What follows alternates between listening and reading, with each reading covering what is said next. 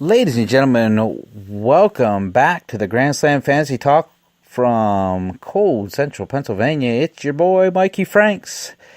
And we took a couple weeks off, and we're going to try to get right back into it here on the Grand Slam Fantasy Talk. Before we get into anything else, I'm officially going to change the name of my show to the Grand Slam with Mikey Franks. We're going to do more than fantasy talk on this show. We're going to talk about free agents. We're going to talk about some trades. We're going to talk about potential trades. We're going to talk about prospects. We're going to talk about basically anything baseball as well as fantasy. So we're going to get right into it here. There's no Mark Hickson this week. He took the week off. And he'll be back next week. I'm going to give you my top 10 catchers this week. And next week, Mark will be back, and we're probably going to allow him to do his top 10 catchers. And we're going to do first baseman as well next week. So, but we're going to get into it once again. This week, again, we're going to do catchers. And this is a position that's really, really, really key to your fantasy. It's really key to your fantasy because the catcher position doesn't really produce as much as other positions. Maybe second base might be another position that doesn't produce as well, but catchers, man, you don't really have too many catchers that produce. So we're going to get into it here. I'm going to give you my top 10 catchers, and then we're going to get into, I had a question about a pitcher that wasn't in my top 10, or Mark's top 10 for that matter. And it comes from Michael Dietz, and we're going to talk about that after I give you my top 10 catchers. So let's go into our top 10 catchers. Number 1 and number 2 are really, really close to me. I put Buster Posey at number 1 still. And the reason being is he's always producing. He always seems to stay healthy. Of course, we knew he broke his ankle a couple years ago because of a collision at the plate. But I'm going to keep him number 1 because he's consistent and he's always producing out there in San Francisco. With Evan Longoria being there now, that gives him a little bit more protection. So I'm going to keep him there. Number 2, of course, I'm going to go Gary Sanchez. Gary Sanchez is really close to taking over that number 1 spot, though. He needs to stay healthy. To me, he wasn't completely healthy last year. But with that lineup, he's going to produce. I don't know who isn't going to produce in that lineup in New York. He's going to produce. So that's another catcher that's going to basically produce for you and give you big numbers. Number 3, I'm going with the catcher I had last year. This guy is another guy in a big lineup, Wilson Contreras for the Cubs. I think he is going to be, for years to come, I think him and Gary Sanchez are going to control the catching position. At number 4, another steady player, Sal Perez, Kansas City. He's been producing for a couple of years now. Led them to the helped him lead them to the World Series. Was part of the Royals World Series team a couple years ago. He's always going to give you pretty good numbers. So we're going to stick with Sal Perez at number 4. At number 5, I got a guy that could be a wild card because he's on a team he doesn't want to be on right now, JT Realmuto. And on the Marlins. So he has asked to not be there. We don't know what Derek Jeter's doing down in Miami. But Realmuto, I stuck him at number 5. Who knows where he'll be, though. Will they trade him away for some decent prospects? Will they try to keep him there? He won't be happy. But that's another catcher that will produce for you. At number 6, here's a guy I really like, and that could pop up into our top 4 by the end of the year. Guy out in Los Angeles that could put up some big numbers. Yasmani Grandal, I think he's going to be a great catcher for years. He's another guy that's on a really good lineup out in Los Angeles. At number 7, I went Mr. Steady. You think he's going to break down one of these years, but he just comes out year after year after year, and he produces good numbers. Yadi Molina, St. Louis. You had to put him in your top 10 somewhere, and I put him at number 7. Again, he's got more protection with the Marcell Ozuna being in St. Louis now. And maybe he'll put up really big numbers again. At number 8, another wild card for me. Here's a guy that's a free agent. We don't know where he's going to play yet. I haven't heard anything about him. Even anybody talking to him. Jonathan Lucroy. He was in Texas last year. You'd think he'd produce in Texas. Didn't produce there. So he went to Colorado via trade. Didn't really produce there. So he was in two places that you don't really that you usually see production out of people that he didn't produce.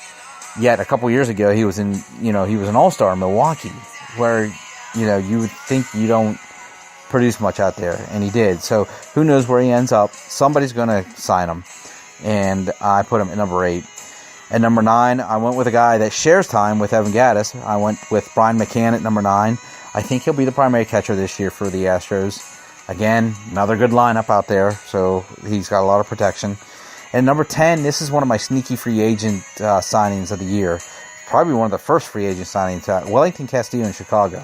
Again, he's got an okay lineup out there with Abreu and Evisel Garcia still there. We don't know if they're going to be there when the season starts, of course.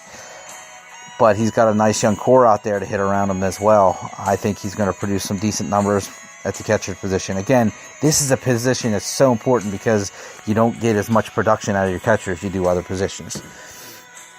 So, if you get one of these top 10 catchers, you're in a good spot to begin with. So, again, to recap, we got Buster Posey at number 1, Gary Sanchez at 2, Wilson Contreras at 3, Sal Perez at 4, JT Realmuto at 5, Yasmani Grandal at 6, Yadi Molina at 7, Jonathan Lucroy 8, Brian McCann 9, and Wellington Castillo at 10. Guys, let me know what you think. If you think there should be somebody should be in my top 10 that isn't there, and let me know and give me your opinions. And be respectful about it, guys. Man, we really run a good group here, and let's talk baseball.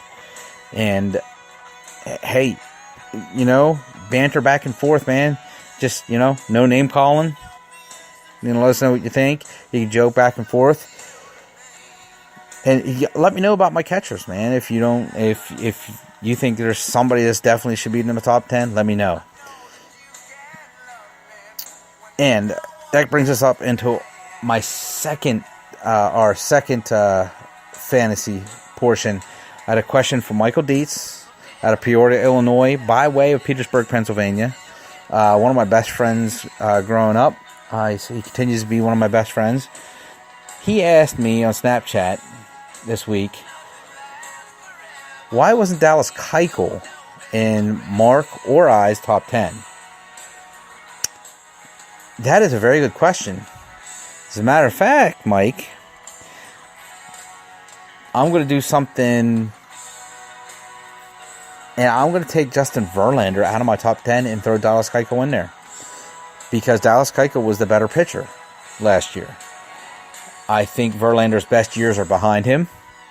I still think Verlander's a very good pitcher, but I don't think he's top 10 worthy. I think Dallas Keuchel, he had a rough year a couple years ago, but he bounced back last year. Of course, we know 3 years ago what he did. I think he's one of the best pitchers in the American League, in baseball. So I'm going to throw Dallas Keuchel back in my top 10 of pitchers. So Verlander's out, Keuchel's in. So Mike, thanks for bringing that up. If you guys are getting, the pitchers were a couple weeks ago, about a month ago, we covered pitchers. If you want to go back and revisit that, let me know, guys. We can talk about our top 10 pitchers. So, yeah, we're going to throw Dallas Keuchel in my top 10. We'll see what Mark thinks when he gets back next week. So let's move on to my second portion. I want to talk about Garrett Cole. Garrett Cole has, for the last month, been in trade talks with the Yankees. The Twins were interested at one point. Now, the last couple days, the Astros have been going hard at him, and we had a roller coaster ride with him today. It was reported earlier today, I believe, by Jeff Passan, said it was pretty much a done deal. We just didn't know what the Astros were giving the Pirates. And we thought Garrett Cole was officially a Houston Astro, and then about 30 minutes later, it comes back out. Jeff Luhnow, the general manager for the Astros, says no trade has been done. Garrett Cole was still a Pirate, and we're still under trade talks with the Astros. And we've been like that, basically in a holding pattern the whole day since that, seeing what was going to happen. At one point, a report was put out. It was based on arbitration. The Astros wanted to get Garrett Cole into Houston and run the arbitration with their numbers instead of the Pirates' numbers. And maybe that's what's going on. That's the holdup. Maybe the Pirates don't like what they're getting back. I don't know. So, about a half hour, maybe an hour before I'm doing my show, Rich Diovasalvo reports. There's a report out there. The Yankees are back in talks with the Pirates for Garrett Cole, and now we're in a bidding war. Are the Yankees still going to go after him? Are the Yankees throwing more prospects at him? God forbid they ever threw the name Gleyber Torres. And I hate to say it, if they threw that name out there, the Pirates better jump at it, because they're not going to, get a better prospect than that. I don't think he'll be part of any deal. I think he'll be a Yankee for years to come, personally. So I don't think Torres is going anywhere. But again, looks like we have a bidding war now between the Yankees and the Astros. Who's going to win this? I definitely don't think Garrett Cole will be a Pirate when spring training starts. I think he'll either be in Houston or he'll be in New York. But where will he be? Which one of those cities? I'm a Pirate fan. I bleed black and yellow. I love Garrett Cole. But the reality of the situation is, in a couple of years, we're not going to be able to sign him. He's a Scott Boras agent, and he's going to run those numbers up. So you got to get something back. And I would love to see him go to Houston and lead them back to the World Series. Pirates aren't going to be in the World Series talks for a couple of years. Hate to say it. They're starting to rebuild. Andrew McCutchen will be gone. And I'm pretty sure Josh Harrison's going to be gone. I'm thinking maybe those guys will be gone when spring training starts. Maybe not until July. We'll see how they produce. Maybe they'll get more for them in July when teams are looking for an extra bat for a playoff push. But I think the Pirates are definitely in rebuild mode. It's not like they don't have talent at the pitching position. They have Jameson Taillon. They have Ivan Nova. Trevor Williams pitched great the second half of the year last year. They have some good young pitchers down in the minors. Mitch Keller is one of the best young pitchers in the minor leagues. So it's not like they're lacking any pitching prospects. But there's definitely a rebuild going on. Garrett Cole will either be in Houston or New York. It is my belief.